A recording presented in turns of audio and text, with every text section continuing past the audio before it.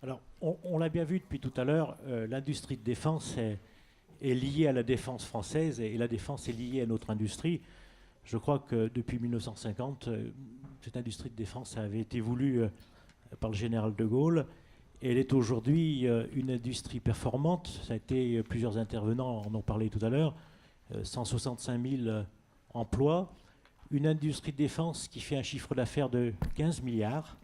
15 milliards avec un excédent de 2,7, ce qui est pas mal, avec dans l'industrie de défense à peu près 4000 entreprises, des grands noms de l'industrie de défense qui sont Dassault, EADS, bien sûr, mais aussi des gens comme Nexter, et puis des petites entreprises qui sont sur le territoire national, une industrie qui est peu délocalisable, ce qui est important aujourd'hui, qui est la deuxième européenne, et qui est la quatrième mondiale en termes d'exportation. Ce qui veut dire que l'industrie de défense est quelque chose d'important en France, c'est une histoire, mais elle a aussi eu des retombées importantes sur le CEA, sur tout ce qui touche au nucléaire et dans les grandes écoles.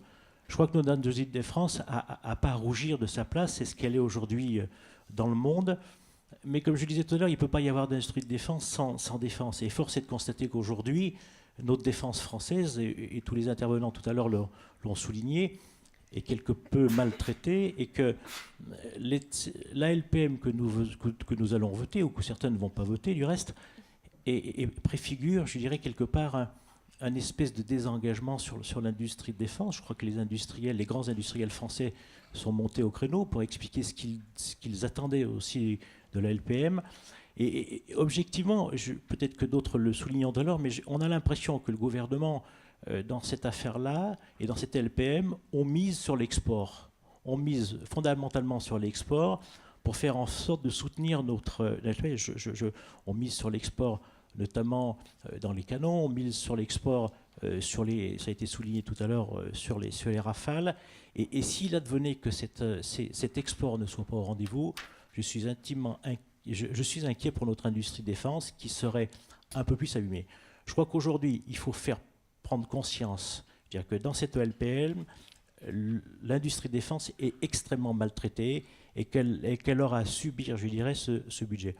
31 milliards aujourd'hui sur le budget actuel, la LPM c'est 180 milliards au total. Mais que dans cette industrie, et on voit les grands projets d'investissement, on devait avoir 4 MRTT, le ministre de jour nous a dit qu'il n'y en aurait plus que 2, on devait avoir des rafales supplémentaires, on voit qu'aujourd'hui ils sont repoussés. Et c'est bien sûr les grands noms de l'entreprise, mais c'est aussi les PMI, PME qui se réveillent.